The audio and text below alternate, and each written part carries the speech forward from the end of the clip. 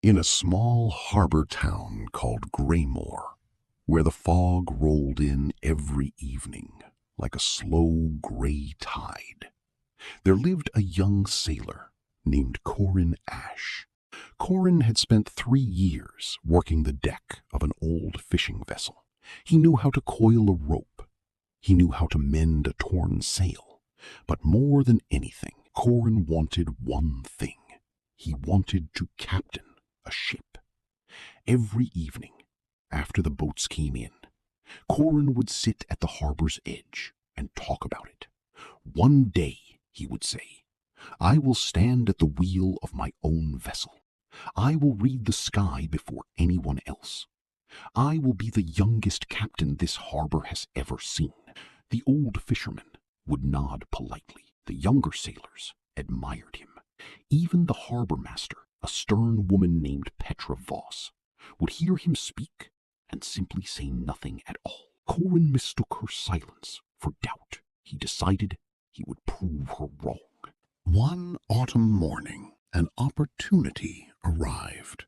A merchant ship named the Wisteria had lost her captain to illness, and no experienced sailor was available to take her out before the weather turned.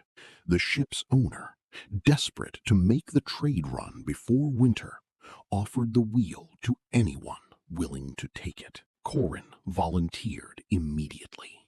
Petra Voss pulled him aside before he boarded. You have not sailed past the outer reef, she said quietly. You have not read a true storm. The wheel is not a reward for wanting it enough. I have watched captains for 3 years, Corin replied.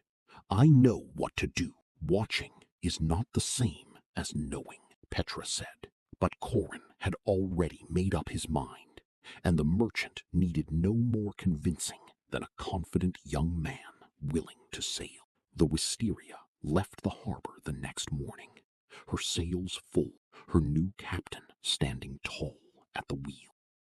For the first 2 days, everything went well. Corin steered by the landmarks he had memorized. He gave orders the way he had seen captains give them. The crew, eager and trusting, followed without question. On the 3rd night, the sky changed. The wind shifted suddenly. The air grew heavy, and far along the horizon, a wall of black cloud began to rise. Corin had seen storms from the safety of the harbor his whole life. He had never stood at a wheel while one arrived. He gave the order to turn toward the nearest coastline, but he misjudged the distance. He gave the order to lower the sails, but too late and too fast, tearing one down the seam. He shouted commands that contradicted each other, because he did not truly understand what the ship needed, only what a captain was supposed to sound like. The waves grew taller. The ship groaned under the strain. For the first time in his life, Corin felt something he had never expected to feel standing at a wheel. An old crewman named Bellamy, who had sailed for over 20 years, stepped forward without asking permission. Captain, he said, his voice steady despite the chaos, let me take the wheel until this passes. You watch. You learn. There is no shame in it tonight. Corin, soaked and shaking, stepped aside. Bellamy read the waves the way Corin had once believed he already could, not by memory, but by instinct built from 100 storms survived. He turned the ship at precisely the right angle. He called for the sails to be adjusted not all at once, but piece by piece, watching how the ship responded to each change.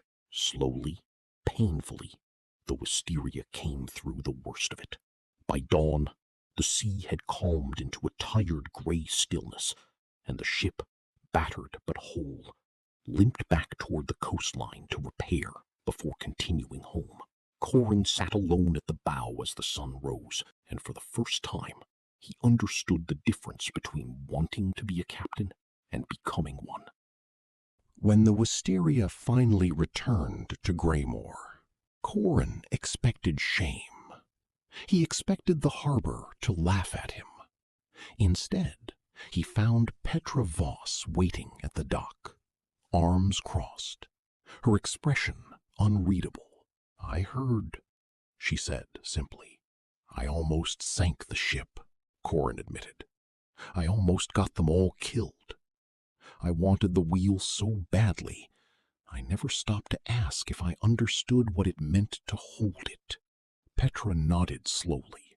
Most people who want something badly enough convince themselves that wanting it is the same as being ready for it. The sea does not care how much you want to captain her. She only responds to what you understand. Corin lowered his head. "Then I've wasted 3 years." "No," Petra said. "You've wasted one storm's worth of pride. The 3 years you spent watching, mending, learning quietly. Those were never wasted. You simply tried to skip the years that were left." Corin returned to deck work that winter, but something in him had changed. He stopped talking about becoming a captain. Instead, he began asking Bellamy quiet questions. How to read a shifting wind, how to judge a wave before it broke, how to know which order to give first when everything seemed to be happening at once. He no longer needed to announce what he was becoming. He was simply becoming it. One storm, one voyage, one quiet lesson at a time. 2 years passed. Corin sailed through storms far worse than the one that had humbled him. But each time, he was calmer, sharper, more certain. Not because he wanted to be, but because he had finally earned the understanding the sea demanded. When Petra Voss finally offered him a ship of his own, she did not do it because he asked. She did it because she had watched him stop asking. Here is what stays with me about Corin's story. We live in a world that rewards the appearance of readiness. The confident voice, the bold claim, the willingness to stand at the wheel before we've earned the right to hold it.